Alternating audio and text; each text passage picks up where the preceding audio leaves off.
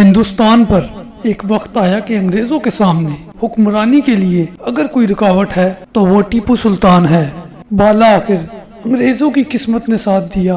ٹیپو سلطان کا وزیر میر صادق انگریزوں کے ساتھ مل گیا۔ میر صادق کو اس وعدے پر اپنے ساتھ ملایا گیا کہ ٹیپو کو راستے سے ہٹا کر میسور کی ولایت تم کو دے دی جائے گی۔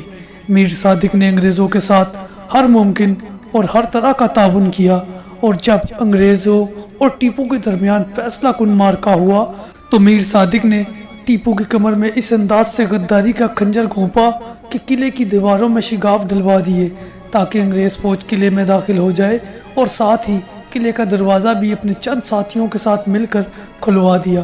ٹیپو کے ایک وفادار سپاہی نے یہ سب دیکھ لیا تھا کہ میر صادق غداری کے عروج پر پہنچ چکا ہے۔ اس نے اپنی بندوق سے میر صادق کا نشانہ لیا اور گولی چلا دی۔ گولی میر صادق کو لگی، وہ وہیں گر کر تڑپنے لگا۔ اتنے میں انگریز فوجیوں کے ساتھ انگریز کمانڈر بھی قلعے میں داخل ہو چکا تھا، اور اس کی نظر میر صادق پر پڑ چکی تھی۔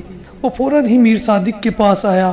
میر صادق نے کہا، مجھے ٹیپو کے سپاہی نے گولی ماری ہے، میں درد سے بے حال ہوں۔ آج تم یہاں اگر کھڑے ہو تو میری مرہون منت ہو، تم پر لازم ہے کہ میری تکلیف دور کرنے کا بندوبست کرو۔ کمانڈر نے میر صادق کی پوری بات سن کر کہا، میر صادق تم نے جو کچھ کہا بالکل درست کہا، کیونکہ تم اگر ہماری مدد نہ کرتے تو ہم بھی یہاں کبھی نہ کھڑے ہوتے۔ ہم تمہارے احسان مند ہیں، اور میں ابھی تمہاری تکلیف کو دور کر دیتا ہوں۔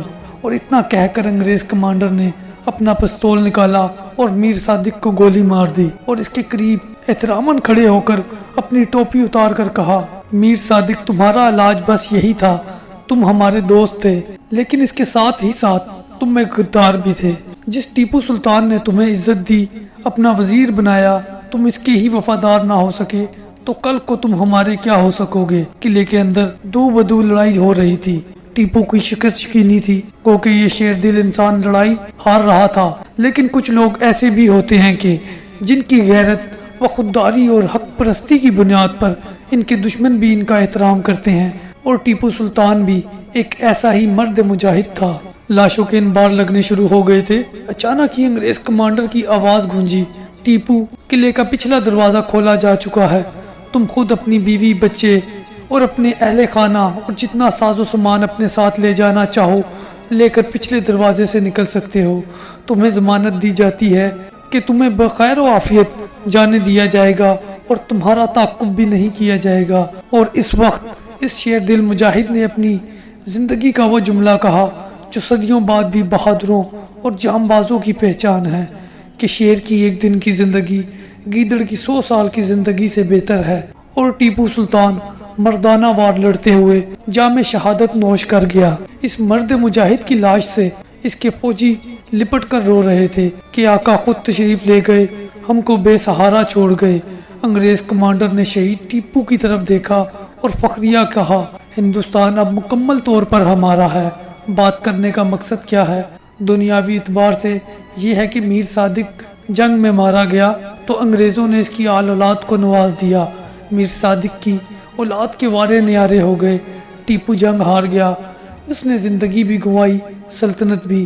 بظاہر تو یہی نظر آتا ہے، لیکن عزت اور ذلت دینے والی ذات اللہ تعالیٰ کی ہے، اور اس کا معیار اٹل ہے اور مخلوق کی سوچ سے مختلف ہے، کیونکہ اس کی بارگاہ میں عزت کا معیار سچائی، حق گوئی اور اللہ اور رسول کی سنت و حکم پر چلنے میں ہے۔ میر صادق کی نسلیں سنور گئی۔ کس طرح کہ انگریز نے ان کی اولاد کا ماہانہ وظیفہ مقرر کر دیا، لیکن جب اس کی اولاد سرکاری اداروں میں اپنا وظیفہ لینے مقررہ تاریخ پر جاتی تو پہلے ان کو انتظار کروایا جاتا اور پھر کمرے میں بآواز بلند پکارا جاتا، میر صادق غدار کے ورثہ وظیفہ لینے حاضر ہوں۔ دوسری طرف بظاہر ہارا ہوا ٹیپو سلطان تھا کہ اس کی آخری رسومات بھی ادا نہ ہوئی تھی کہ برطانیہ کی طرف سے برطانوی نمائندے شاہی خاندان میں حاضر ہوئے اور برطانیہ کا پیغام دیا کہ دشمنی اور لڑائی اپنی جگہ، لیکن برطانیہ ٹیپو سلطان کی بہادری، وطن پرستی، اسلام سے محبت اور سچائی کا دل سے معترف ہے اور قدر کرتا ہے، اور درخواست کرتا ہے کہ ٹیپو سلطان کا جنازہ پورے شاہی اور فوجی آب و تاب سے اٹھایا جائے۔ اور جب ٹیپو سلطان کا جنازہ باہر لایا گیا تو برطانیہ کی طرف سے اس کے جنازے کو توپوں کی سلامی پیش کی گئی۔